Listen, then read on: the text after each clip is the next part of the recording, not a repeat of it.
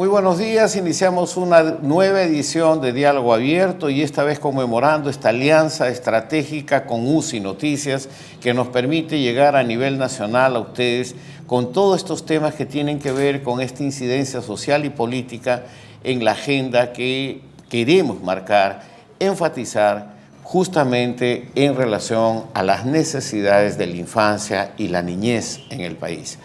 Todos ya coincidimos de que hay brechas, hay una deuda social, que no avanzamos, que hay justificaciones, que hay un poco como una especie de juegos de artificio, que alguno hace una cosita a la otra, pero no tenemos una visión sistémica de estructura de cómo realmente estamos respondiendo para atender esto. Más allá de esta coyuntura política que en este momento nos presenta el país, en la cual, en el marco de un clima de divergencias, corrupción y todo lo que estamos viviendo, pues evidentemente un poco que la agenda de la infancia sigue un poco ahí parada.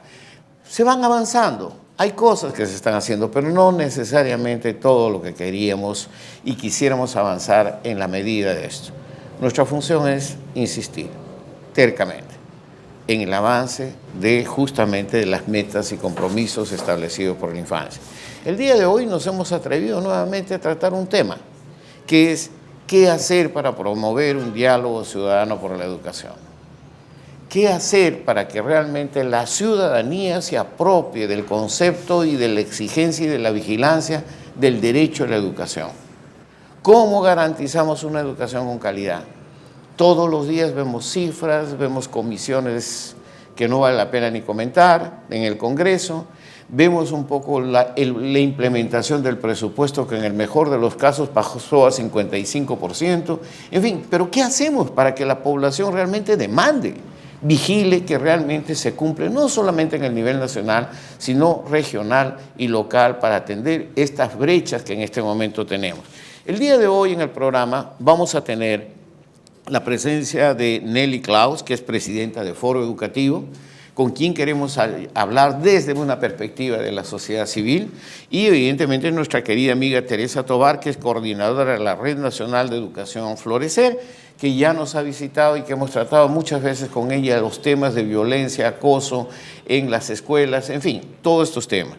Pero para poder responder a esta pregunta, este programa del día de hoy no se lo pierda porque vamos a tener de Puno Elvira Goizueta, quien ha sido, pues, básicamente, la doctora Elvira Goizueta ha sido una de las principales promotoras líderes en términos de educación de la primera infancia con una visión multicultural. Ella estará por teléfono en cualquier momento para darnos su opinión. La doctora Elsa Fun, docente, ganadora del premio Palmas Magisteriales en el grado de Gran Amauta en el año 2012, que ella es también educadora desde Piura. Desde Cusco al docente y amigo Arturo Ferro. De Loreto tendremos a la alcaldesa Corazón, como le llamábamos nosotros, Janet Riategui, profesora, docente calificada, exalcaldesa y actual presidenta del Consejo Regional de Educación. Creo que va a ser muy importante que nos encontremos. Yo básicamente quiero parabenizar en este momento, felicitarnos justamente esta alianza que hemos tenido, que hemos firmado ya como acuerdo con UCI Noticias, que nos permitirá llegar a todo el país. En principio, esta semana estamos en periodo de prueba, para a partir del lunes estamos saliendo a las 4 de la tarde, de 4 a 5 de la tarde, con toda esta franja de infancia por UCI, la red de noticias de UCI, por los canales asociados a UCI, y ya desde hoy estamos saliendo por canal digital, canal 11.3, en vivo, en directo, para poder tener, pues, llegar hacia ustedes con las mejores noticias, información, quehaceres y cómo hacer frente a esta problemática de la infancia. Para empezar el programa el día de hoy tenemos algo muy importante. Nos está visitando aquí, gracias al acuerdo de varias organizaciones, principalmente UNICEF, Fundación Banlir y entre otras, tenemos la visita del afamado doctor Francesco Tonucci, quien es psicopedagogo, especialista en niñez y es el autor de La Ciudad de los Niños. Está haciendo un curso de capacitación con la Municipalidad de Lima en la Católica y tuvimos la oportunidad de entrevistarlo. Entonces vamos a la entrevista que hemos hecho con él.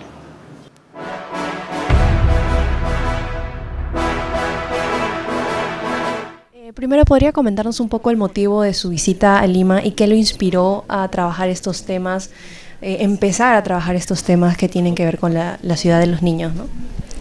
Bueno, el mérito o la culpa de mi visita en Lima no la tengo yo, sino la tiene Jorge Muñoz. Y aquí, para hacer una cosa muy importante, espero de verdad que se consiga, de que la Municipalidad de Lima, no más de Miraflores, mueva una adhesión de municipios y de otras ciudades peruanas a este proyecto, creando la que estamos llamando la Red de Lima. ¿Qué lo inspiró a usted a dedicar su vida a enfocarse en los temas de la niñez? Bueno, es exactamente lo que expliqué esta mañana poniéndome la pregunta ¿por qué los niños? Descubriendo que los niños no son estas pequeñas personas incapaces, que no saben nada, que solo tenemos que educarlos para que sean mañana como nosotros, ¿no? Sino que son otras personas con una personalidad distinta, con pensamientos distintos y que tenemos que reconocer, así como dice la Convención de los Derechos del Niño, como ciudadanos, no como futuros ciudadanos. Y esto cambia todo. Cambia todas las reglas del juego, porque como ciudadanos tienen derecho a participar y el aporte de los niños es justamente su diversidad. Esto creo que vale tanto en el tema educativo, en la escuela, cuanto en el tema político, en la gestión de la cosa pública.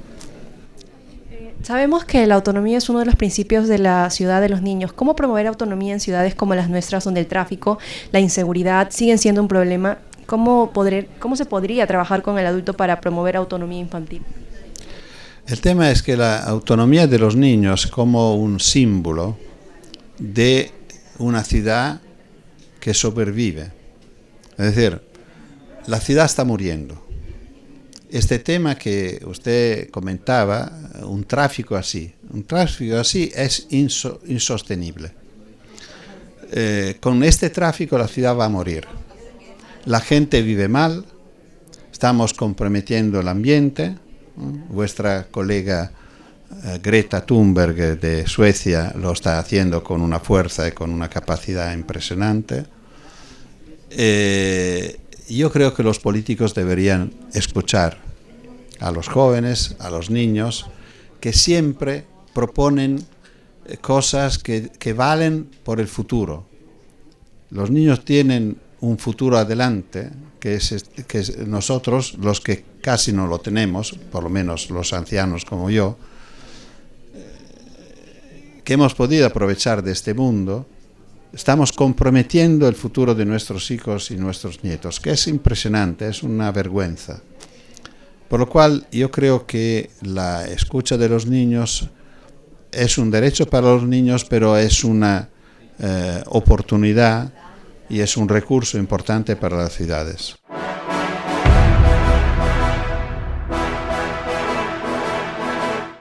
Bueno, creo que como siempre el doctor Tonucci, provocador, y creo que está planteando las cosas muy claras, ¿no? O sea, los políticos deberían, no solamente los políticos, yo creo que todos los adultos deberíamos escuchar más a los niños y adolescentes. No es solamente un tema de escucharlos, sino es un tema que tiene que ver con la necesidad de un diálogo intergeneracional que tiene que profundizarse. Y en ese contexto, pues, creo que es una forma.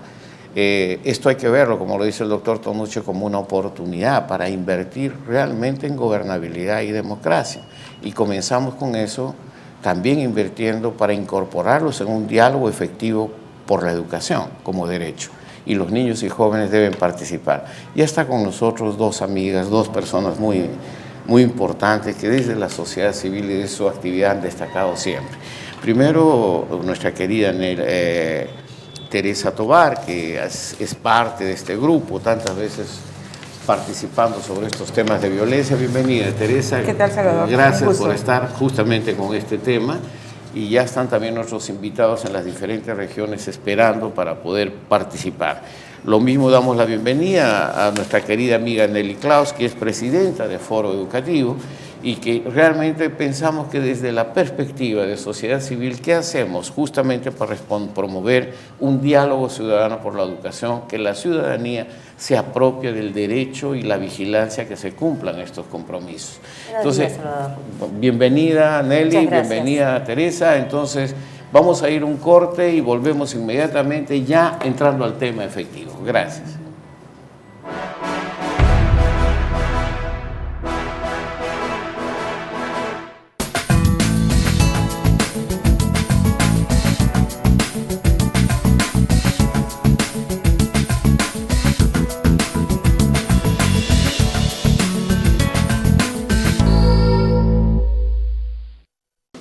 La lucha contra la desnutrición y la anemia infantil es una responsabilidad que nos compromete a todos, al Estado, gobiernos locales y regionales, pero también a nosotros, los ciudadanos. Se puede saber que un niño está con anemia, si está cansado, si se duerme, si se fatiga, no corre, no está alegre, hay que llevarlo al centro de salud y allí se hace un análisis de sangre muy fácil y se diagnostica anemia. Esa anemia se cura con buena alimentación y con eso que se llama micronutriente. Es como echar sal a la comida, se mezcla con todos los otros alimentos que se le da a la criatura y con eso se cura la anemia. En el centro de salud están los micronutrientes, que son absolutamente gratuitos y que la madre tiene la responsabilidad de exigir que le den. La anemia se cura y es responsabilidad de todos, absolutamente de todos.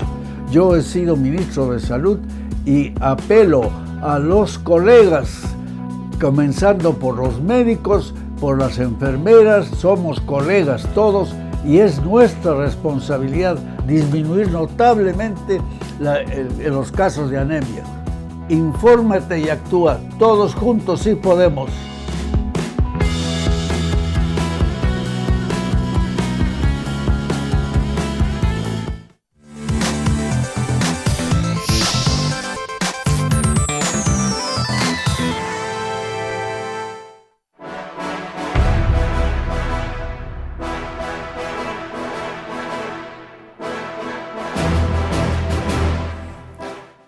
Bien, ya estamos de vuelta y el chat está abierto tanto en la Facebook como en nuestras plataformas, tanto de UCI como de Inversión en la Infancia, para que ya comiencen a enviar sus preguntas o comentarios.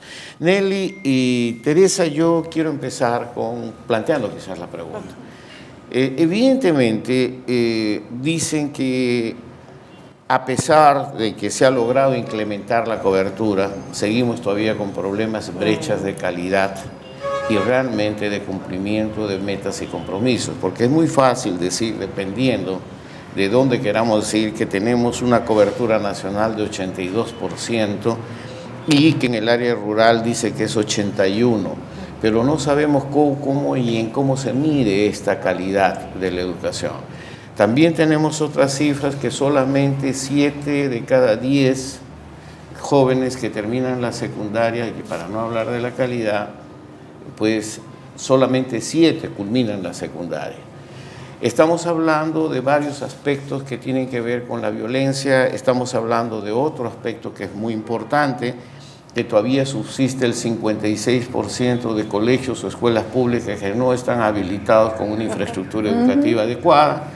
Sin embargo, hay 900 millones de soles que fueron aprobados para poder cumplir las metas de tener por lo menos agua potable y servicios básicos en las escuelas.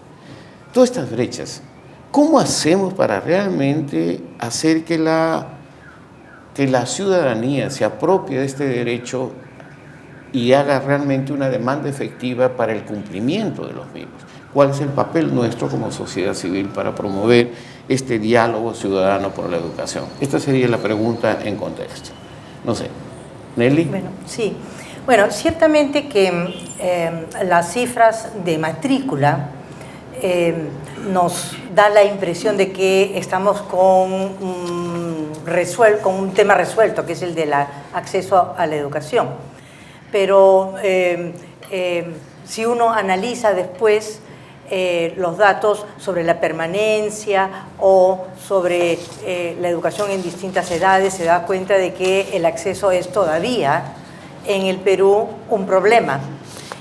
Principalmente si es que nos ubicamos en algunos lugares donde las brechas son bastante grandes, ¿no?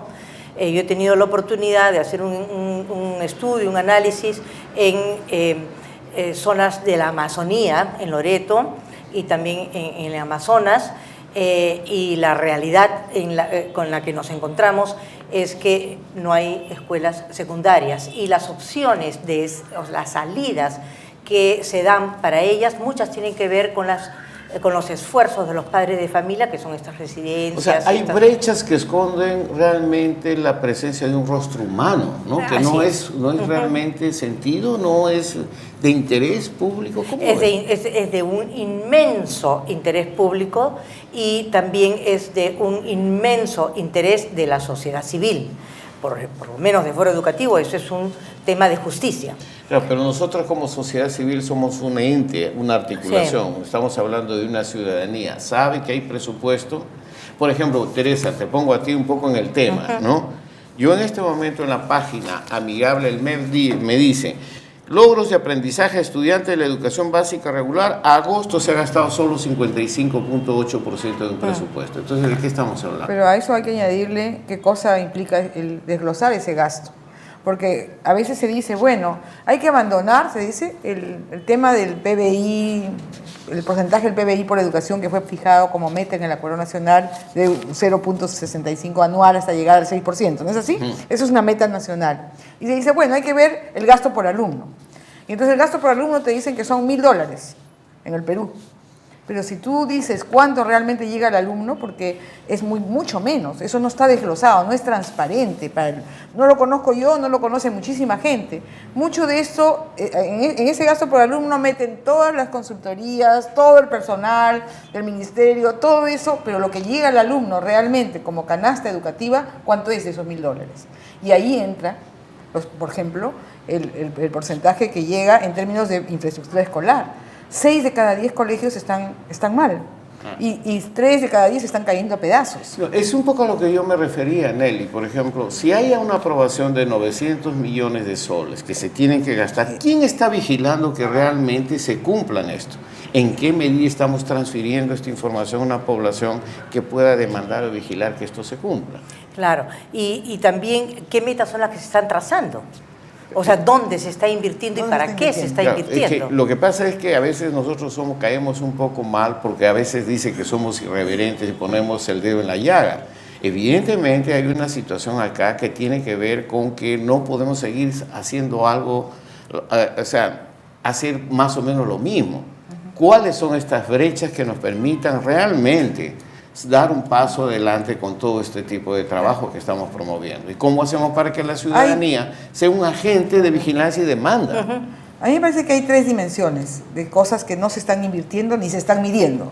Una es la infraestructura educativa, que ya ha llegado a un punto imposible de seguir, es insostenible que la educación pública pretenda resultados de calidad, de mejora en matemática, de mejora en lenguaje con esta infraestructura educativa, porque eso atenta contra la dignidad y la seguridad de los niños, ¿no? El otro es el maestro, ¿no? Que el maestro tiene que ser dignificado, tiene que continuar siendo respetado. Acabamos de ver un incidente en el colegio del Callao, donde una maestra han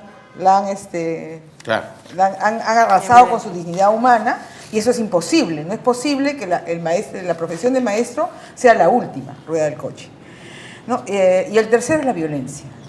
En estas cifras que acá tenemos y que normalmente son las que se miden, no aparece, por ejemplo, la violencia de género, ni la violencia racial, ni la violencia intercultural, ¿no? Yo quisiera ver acá reflejado esto.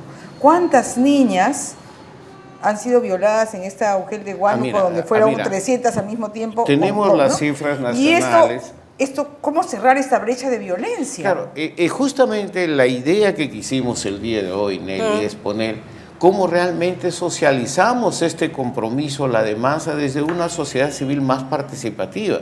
Porque si yo soy padre de familia en una comunidad y sé que hay un presupuesto aprobado que no se está implementando, yo voy a decir y reclamar. Entonces creo que esto es bien importante porque creo que los resultados de esta calidad de la educación lo estamos viendo hasta en el Congreso, ¿no? Yo no quiero hablar de esa gente, pero realmente es lo que merecemos como país. Pero una sociedad civil que esté bien informada, Pues, ¿no? Que no esté distorsionada la información y que se le manipule, digamos, de alguna manera, para que su opinión esté dirigida hacia intereses particulares, ¿no? Por ejemplo, que la pérdida de valores se debe al hecho de que se enseña o que no se enseña religión, ¿no? Que ese es uno de los aspectos también de contenidos de la educación que tenemos que efectivamente opinar sobre eso, ¿no? Es un mandato que tenemos en el mundo en respuesta a lo que es la Convención de los Derechos del Niño, que los derechos humanos sean enseñados en las escuelas. La gente tiene que conocer cuáles son sus derechos. Mira, para pasar de eso, mira, Nelly, y antes de esto, y básicamente como provocación, yo pediría alertar ya a nuestros amigos que yo sé que están esperando participar también desde provincias después del corte, pero yo creo que es importante. Creo que en el contexto de esto, nosotros deberíamos reflexionar porque se cumplen 30 años de la Convención de los Derechos del Niño. Y hasta donde yo sé, no está incluido en el currículum escolar, que es uno de los compromisos fundamentales. No está. La enseñanza de los derechos. Ese es un grave error de la educación Pero peruana. ya tenemos 25 años hablando lo mismo. Bueno. 25 años. Entonces creo que es bien importante, Nelly, yo estoy de acuerdo con eso. Ya están escribiendo la gente, salvo que tengan un comentario sobre esto específicamente como desafío para irnos a un corte para poder desarrollar las entrevistas de provincias. ¿Sí? Sí, pasamos a las entrevistas, sí. Sí, vamos entonces a un corte y volvemos ya con los mensajes desde las regiones.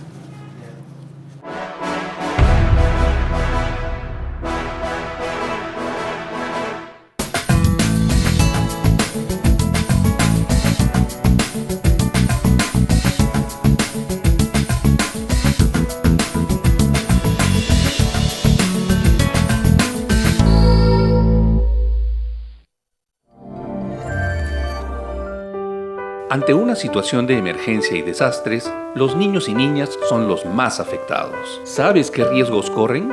Se incrementan las enfermedades infecciosas y estomacales.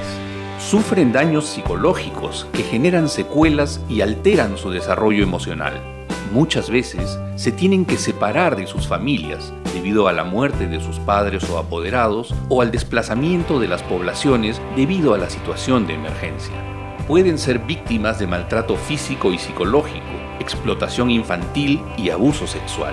Pierden los espacios educativos y las clases. Todos, desde el gobierno local, Estado y sociedad civil, todos tenemos que velar por la seguridad e integridad de la infancia. Una sociedad informada es una sociedad protegida y preparada. Una sola fuerza por la infancia.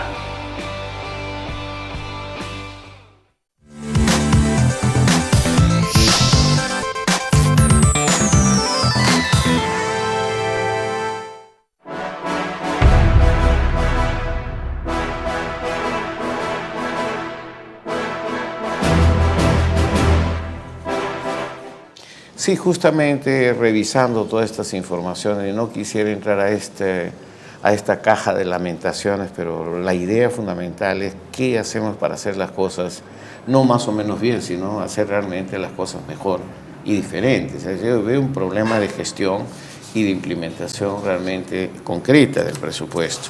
Y esto son base oficial de los datos que ha prestado la última encuesta, el INI, la encuesta nacional de hogares. Se dice que porcentaje de centros educativos en comunidades indígenas que desarrollen aprendizajes en la lengua materna de los alumnos de nivel primaria. Solamente dice que es 63%. Entonces, yo digo 63% como promedio, pero cuando tú vas a comunidades, ese 63 por medio significa que es mucho más, porque el promedio general muchas veces se esconde en realidades como la que vas mencionando, ¿no? Creo que esto de la educación intercultural bilingüe, la aproximación a la ciudadanía es un reto también pendiente en las brechas que corresponderán quizás a un futuro de gobernabilidad. No sé, ¿qué opinan? Justamente ese es uno de los temas que Foro Educativo ha venido trabajando desde el año pasado, analizando la formación inicial docente, y ha encontrado un problema muy serio en cuanto a el apoyo que se está dando a los alumnos que justamente se preparan para una educación intercultural y además bilingüe. La formación inicial docente requiere de muchísimo más apoyo, requiere de muchísimo más inversión, pero también requiere de un estatus mayor dentro de los intereses de la política pública educativa. Por allí, nosotros, como sociedad civil, estamos impulsando el que a la educación intercultural bilingüe, pero principalmente a la educación intercultural desde un sentido más amplio, se le dé el apoyo general para todos, ¿no? Una educación intercultural para todos. Pero esa sería nuestra apuesta, pero tiene que ver también, ¿no?, con gestión y eficiencia de gasto, porque, no sé, yo estoy viendo conceptos, y con conceptos de qué cosa es una interculturalidad y qué cosa es lo que quieren lograr con la formación de docentes que sean idóneos para trabajar en las zonas amazónicas, en las zonas andinas, pero también en las zonas costeñas y en Lima, ¿no? Con un punto de vista intercultural. Tú has puesto el tema, por eso que lo he querido rescatar desde la perspectiva de cobertura y los informes oficiales. Claro, sí, ¿Qué hacer para que realmente estas sociedades puedan...? A veces en la imagen del Perú que seguimos teniendo una imagen del Perú urbano, del Perú limeño, ¿no? En los Panamericanos todavía se han dado el lujo de dar, hacer burlas contra, la corredora esta... Claro, sí lo vi en los medios. Racista. Sí, claro. Entonces, estamos en un país racista todavía, muy fuertemente racista. En este país racista, que hay que reconocerlo como tal, lo primero que hay que hacer es poner en valor a esa población. Y ponerle en valor es ponerle un maestro en su propia lengua. Eso es lo que no se está haciendo. No hay suficientes maestros que les enseñen a sus niños en su propia lengua. Ni tampoco hay suficiente esfuerzo para colocar en valor la lengua quechua. En la Católica, por ejemplo, ahora los alumnos pueden graduarse en quechua en lugar del inglés. Pues eso debería ser en todo el país. Acuérdate que Velasco hizo del quechua un idioma nacional. Claro. Si no colocas en valor eso no tiene valor de cambio y siempre va a ser despreciado. Entonces, claro, este 63% es interesante porque partimos de cero, mira, partimos de 11. Sí. Y ese esfuerzo yo creo que sí de gestión, porque allí la Dirección General de Educación Rural y de Educación Intercultural luchó mucho dentro del ministerio para conseguir presupuesto, para conseguir sitio, para conseguir que no la borren. Finalmente la pusieron dentro de otra dirección. No, mira, yo creo que estamos de acuerdo. No tomemos esto como una crítica a una situación. Estamos haciendo un análisis claro, concreto. ¿Qué podemos hacer mejor y no quedarnos en contentarnos con hacer más o menos las cosas bien? Evidentemente hay esfuerzos loables que se están haciendo en el país y creo que además tenemos historia y antecedentes. A propósito de historia, ¿les parece si conversamos con Elvira Codizueta desde Puno? Adelante. Elvira, ¿cómo estás? Muy buenos días. Buenos días, Salvador. Qué gusto de escucharlos y felicitarlos por el programa que ustedes siempre llevan, que es de interés nacional, y de verdad felicitar al panel que tienes también junto a ti. Bien, mira, la pregunta concreta es la que te hemos anticipado. Frente a todos estos problemas, yo sé que hay mucha controversia en términos de cómo realmente reactivar estos programas de educación bilingüe en todas las zonas aymaras, quechua, un poco a lo que fue en principio los programas de Huahuasi, que ha habido descontinuidad. ¿Qué hacer para promover un diálogo ciudadano por la educación que reivindique justamente estos avances? Puno creo que dio una pauta muy importante para el país sobre atención a la primera infancia. ¿Qué es lo que debemos hacer para rescatar esto desde la ciudadanía, este derecho? Bueno, mira, creo que estamos avanzando en el Ministerio de Educación en cuanto a revalorar las lenguas indígenas, y dar prioridad a lo que es la educación bilingüe, porque sabemos que el éxito para tener un programa es hablar el mismo lenguaje, y eso es lo que a nosotros nos pasó cuando fundamos lo que son los guaguaguasis y los guaguautas.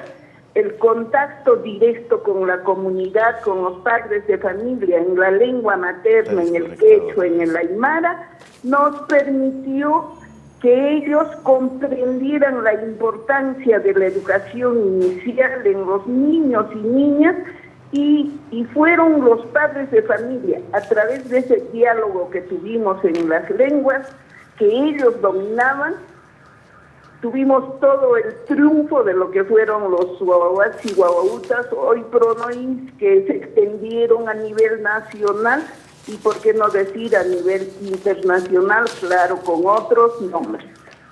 No, evidentemente lo que tú consideras, pero en términos de generar una ciudadanía más demandante, más vigilante, ¿qué es lo que tú recomiendas? Porque no quisiéramos dar un paso adelante y dos pasos atrás. O sea, yo creo que el país necesita enfrentar seriamente este tema que estamos trabajando y viviendo en el ámbito de educación y sus resultados. ¿Qué es lo que opina Elvira Goizueta?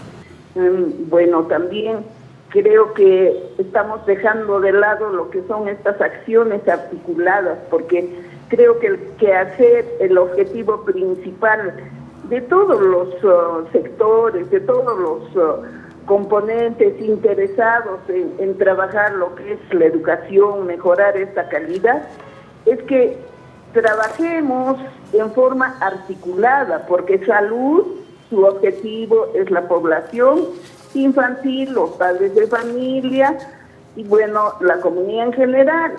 Del sector agricultura, es la razón, del sector vivienda, del sector educación con mayor razón, y de todos los componentes y las ONGs que trabajan.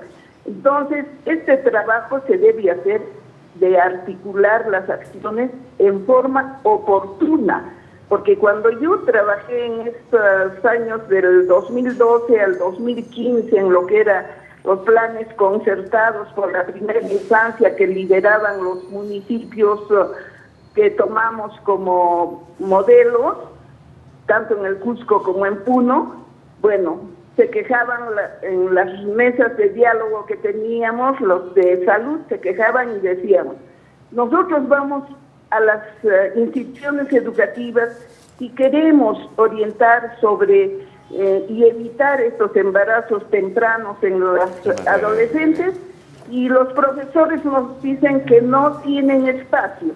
Claro, yo digo, no tienen espacio porque ustedes no han ido en el mes de enero, cuando ellos están elaborando sus POA, sus planes operativos anuales, donde se debían de concertar estas acciones y que estén programadas durante el año, y tienen más un curso de tutoría. ¿Qué más trabajar estos temas en forma articulada, no?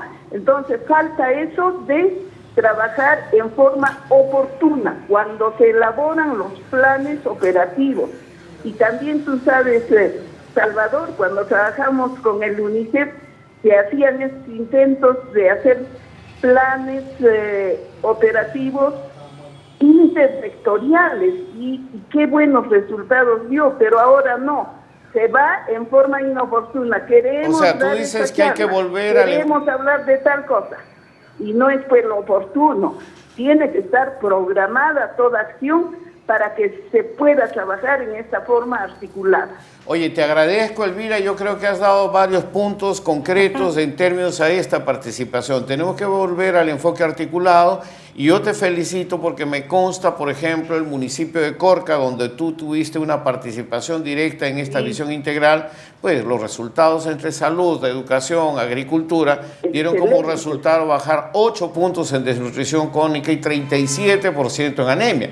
Sí se puede. Así es. Muchas gracias, Elvira, te agradezco mucho por tu participación y esperamos verte en el 5º Encuentro Nacional de Infancia. Gracias, Elvirita. Excelente, Salvador. Un abrazo para todos. ¿Ya? Gracias. Gracias. Bueno, creo que es un tema muy concreto. Creo que ella está retomando un poco parte de la historia que hemos dejado un poco de lado, ¿no? Y además habla de descentralización, o sea, nos dice que hay regiones donde las personas están tomando la educación en sus manos, están poniéndose de acuerdo entre varios sectores para fijar metas, por ejemplo, para fijar objetivos. Yo siento que muchos de los indicadores no necesariamente reflejan todas las prioridades de cada región. En esa región, si la prioridad es la anemia, a eso se enfocaron. Bien, si la prioridad es el embarazo de adolescente en esa región, tiene que enfocarse a eso el presupuesto y tiene que haber capacidad de decisión sobre esa prioridad. Claro. ¿La hay? Es la pregunta. ¿La ciudadanía decide sobre el presupuesto en cada región? No hay una cultura todavía, y como tal no hay tampoco una cultura de entender el papel de la sociedad civil. Claro, pero también es importante mirar el fenómeno o la tendencia a la descentralización o la centralización desde un punto de vista histórico, porque la descentralización educativa estuvo planteada desde el primer lustro de este milenio. Sí, pero mira, y es justamente, se ha dado marcha atrás en eso. Nelly, pero es que es justamente lo que estamos hablando. Sí. Yo lo saludo a mi amigo César Guadalupe, pero estamos pensando en el 2036 y hasta ahora no tengo el resultado del primer proyecto educativo nacional. Discúlpeme. Entonces yo creo que es importante franquearnos, sincerarnos, porque no podemos seguir engáñame que yo gusto. No es así. El país tiene una deuda social muy fuerte y sigamos analizando esto para ver esto. Te pido un favor, tenemos por razones tengo que ir un corte y volvemos inmediatamente con el tema.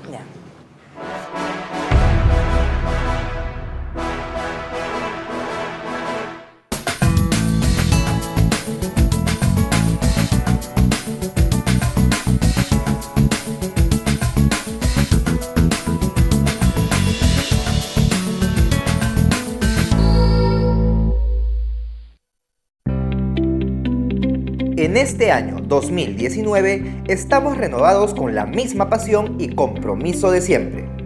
Volvemos con la nueva programación de lunes a viernes a partir de las 4 de la tarde.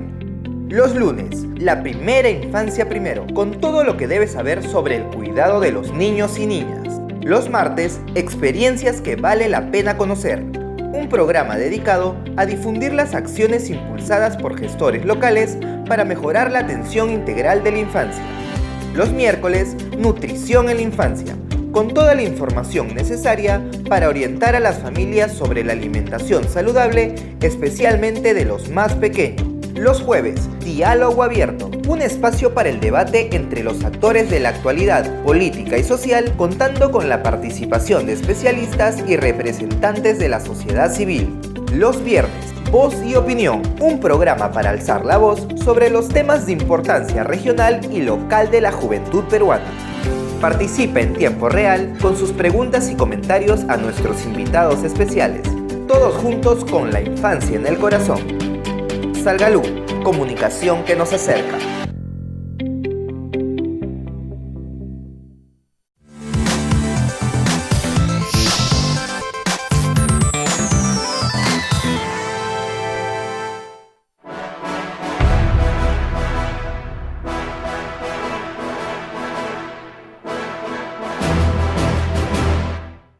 Parece que tenemos una serie de intervenciones, preguntas y comentarios. Parece que hemos puesto el dedo en la llaga porque este tema de educación como participación de la ciudadanía en el cumplimiento y demanda del cumplimiento de las metas de educación es un tema muy sentido. A todos les vamos a responderle, pero ahora sí tenemos que ver un poco qué opinan también nuestros amigos, y creo que vamos a dar la bienvenida a nuestra querida amiga Elsa Funk, que está desde Piura, que ella es amauta, una profesora de mucha trascendencia y trayectoria, no solamente para Piura, sino para el país. Elsa, muy buenos días, ¿cómo está?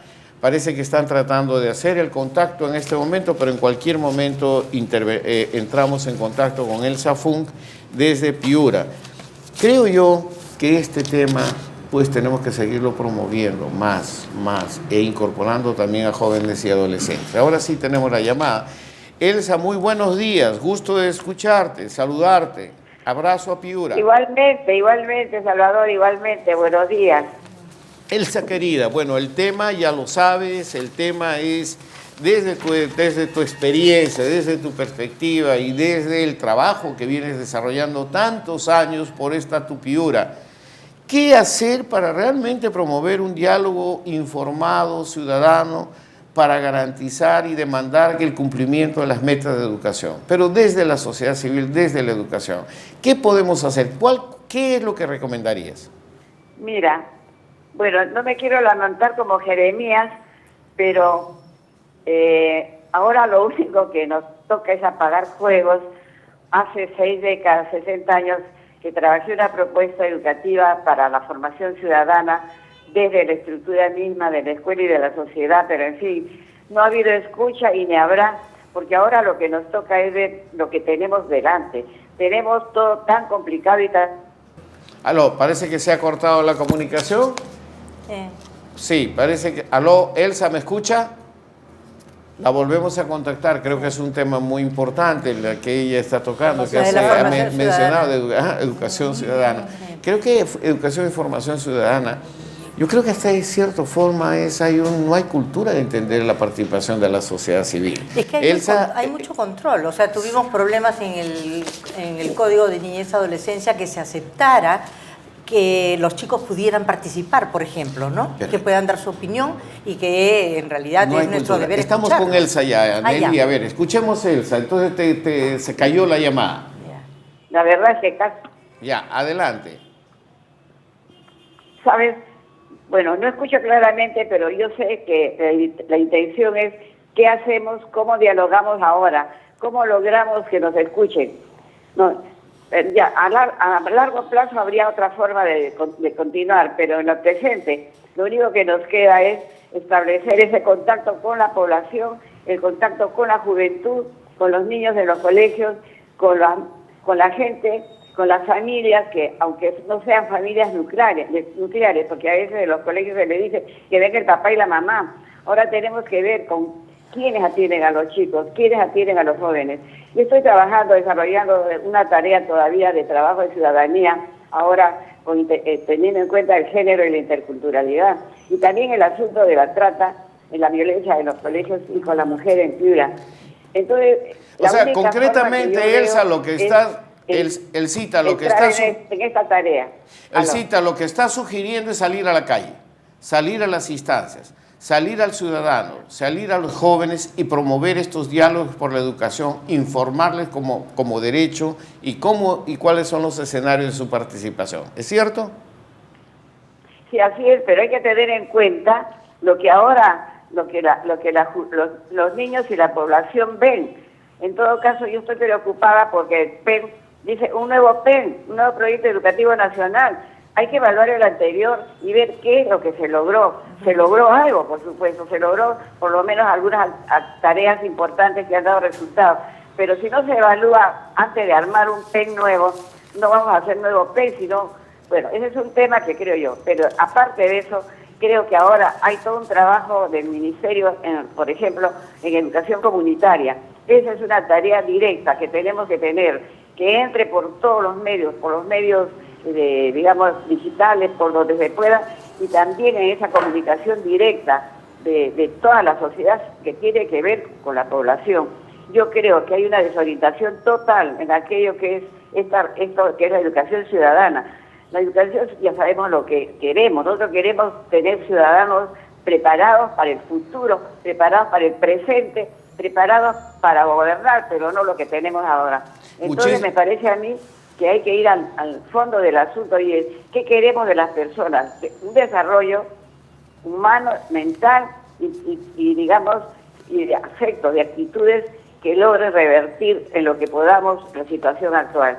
Yo por eso te digo, aunque sea un poco limitada el asunto, pero sigo en la tarea de trabajar ciudadanía con interculturalidad y género, en relaciones de género y el trabajo, la violencia. Piura es el segundo departamento más violento del Perú, la segunda región más violenta, no, por 1000 razones. Entonces, si no atacamos esto y no demostramos y enseñamos la verdad a la sociedad y a los chicos, todo el mundo tiene una actitud no es de conformismo, ni conformidad, que es peor, de rabia y de no sé qué puede pasar en el futuro. Elsa, muchísimas gracias, como Busquemos siempre. todas las formas de dialogar por todos los medios. Muchísimas gracias, Elsita, como siempre, directa al punto, y yo creo que tus recomendaciones han sido escuchadas y están siendo comentadas vía chat también. Muchísimas gracias, Elsa, y pronto nos vemos en Piura. ¿Qué tal? Gracias. Entonces, mira, Elsa Fung, yo creo que reivindica esta educación ciudadana, salir a la calle, ponerse pues en los espacios públicos para poder socializar mejor esta demanda ciudadana. Reivindica lo acumulado. Y reivindica ella lo misma que... es un acumulado, Sí, ¿no? Saludos claro, a Elsa sí. Fung, que también es miembro del foro, Claro, es un ella poco- es una historia de la educación. Claro, Ella lo misma mismo, es lo persona. mismo Elvira Goizueta, o sea, tenemos y tantas otras gente que está participando en esto. Y yo espero, si el tiempo nos da, yo sé que ustedes quieren que leamos sus comentarios, también vamos a ver si corremos ahora sí, porque creo que es muy importante, estamos aprendiendo de todos, estamos esperando 2 llamadas, una de Cusco con nuestro amigo el profesor Ferro, y también tenemos una llamada con Janet Riati, que es exalcaldesa. Una idea de Sí, Elsa, claro. que es que no partimos de cero. Nosotros en Foro justamente estamos afirmando que para discutir el proyecto educativo nacional no se puede partir de cero. No se puede partir de una pregunta general de qué educación queremos. Esa respuesta ya la dimos. Ya la dimos en el Acuerdo Nacional, la dimos en la Ley de Educación y la dimos en el anterior PEN. Lo que hay que hacer es cuánto hemos avanzado en esa educación que queremos, ¿no? Y qué otros elementos nuevos se añaden, como son los que añaden desde Piura, la violencia de género, desde la anemia en Puno, etcétera. ¿Cuáles elementos le juntamos? Pero tenemos que partir del Proyecto Educativo Nacional 2021. Ok, mientras esperamos entonces, mientras esperamos realmente la otra llamada telefónica con Janet Riate o Arturo Ferro, veamos lo que nos dice la gente del chat, qué es lo que está comentando. A ver, adelante por favor, Jimmy.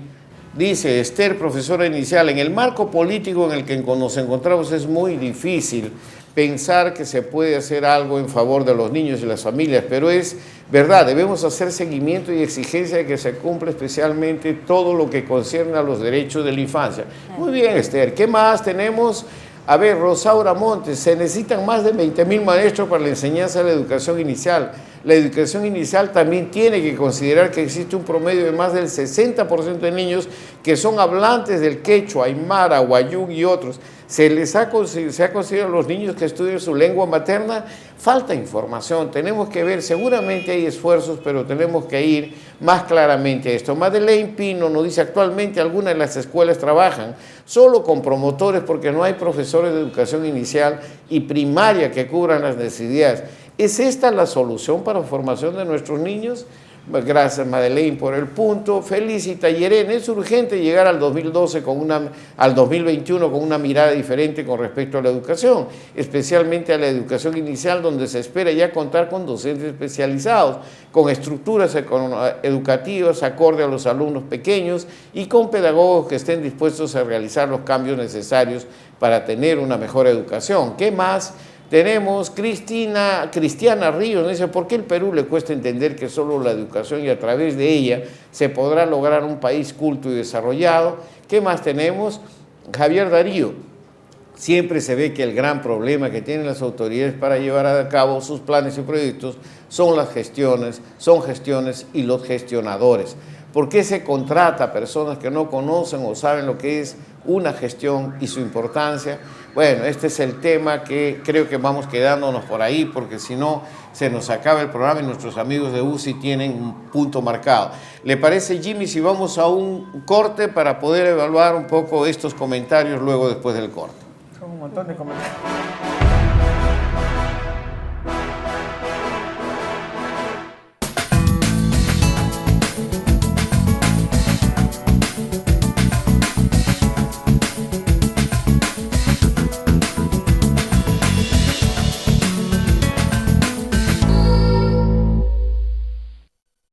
La salud y nutrición de los niños y niñas, especialmente en situación de emergencia y desastres, es fundamental. ¿Sabes cómo atenderlos? 1. Priorizando el apoyo nutricional en las madres gestantes y en niños de 0 a 3 años y evitar que sufran de anemia y desnutrición. 2. Promoviendo la lactancia materna exclusiva hasta que los bebés cumplan como mínimo los 6 meses de edad. 3. cumpliendo con el esquema de vacunación completa en los niños y niñas para protegerlo de las enfermedades como el sarampión. Una sociedad informada es una sociedad protegida y preparada. Una sola fuerza por la infancia.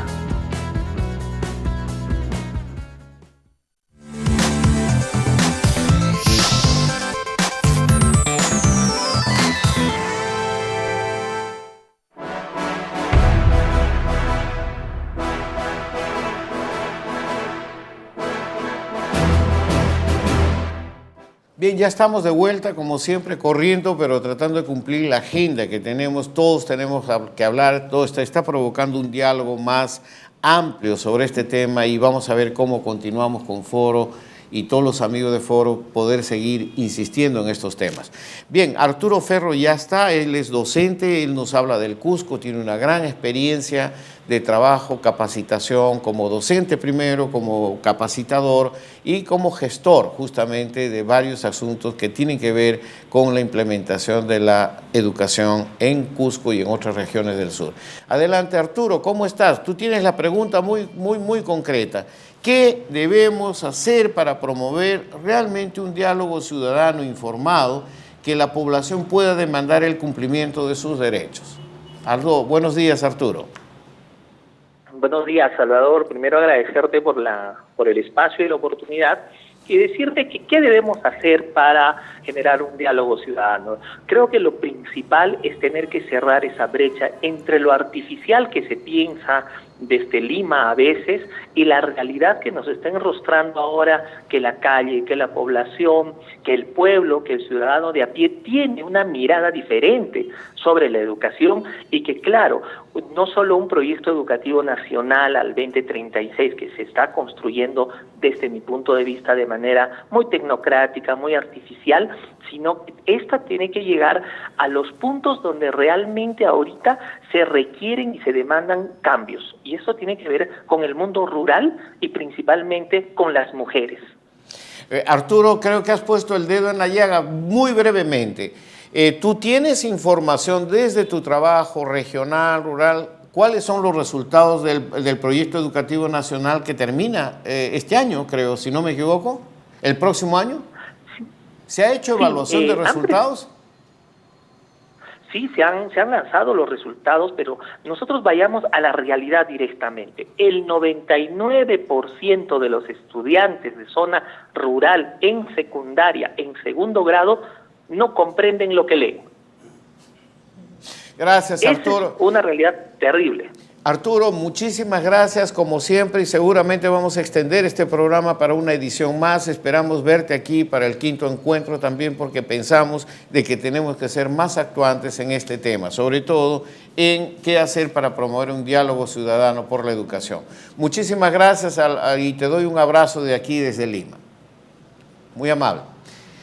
Teresa, yo creo que ha sido muy tenemos exactamente, me dicen 2 minutos, 1 minuto para cerrar, y yo creo que es un primer mensaje de parte de ustedes. Hay un punto fundamental que el SAFUN lo ha levantado, que aparentemente es un tema que ya en el Perú podríamos haber llegado a un consenso, pero que hoy está en disputa, y es el fin de la democracia, la ciudadanía como objetivo educativo, pero también como objetivo social. Hoy, por ejemplo, esas consignas que dicen yo no quiero una familia democrática, sino una familia normal, es la expresión de posturas autoritarias que están hoy poniendo en cuestión si la democracia es o no es un valor que las personas tenemos. Eso creo que es un factor muy importante. El otro factor es que el sistema educativo no puede estar de espaldas con la realidad que estamos viviendo. Todos los días salen las movilizaciones en la calle, exigiendo un mejor comportamiento del Congreso, la igualdad de género, ¿no? Y eso, por ejemplo, tiene que ser asumido. La trata de personas, o sea, la educación tiene que responder a los intereses de la sociedad. Creo que, en resumen, son 2 factores que yo Teresa, levantaría. educación ciudadana y generar realmente una ciudadanía demandante. La educación es un derecho. Yo creo que eso está en las intervenciones que han venido de ahí. La educación es un derecho y no se está cumpliendo ese derecho. Pero tampoco no está en el chip de la población, es lo que estoy entendiendo. No está pero hay que como una colocarlo forma. más, pero ellos sí tienen claro que no se está cumpliendo.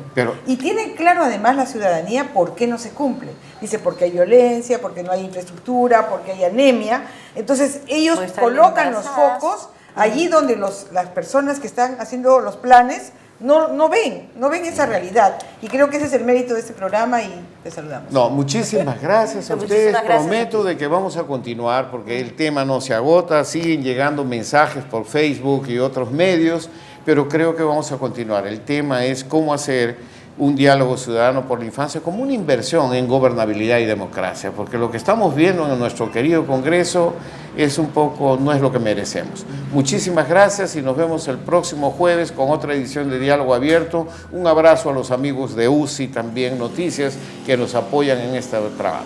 Gracias. Gracias.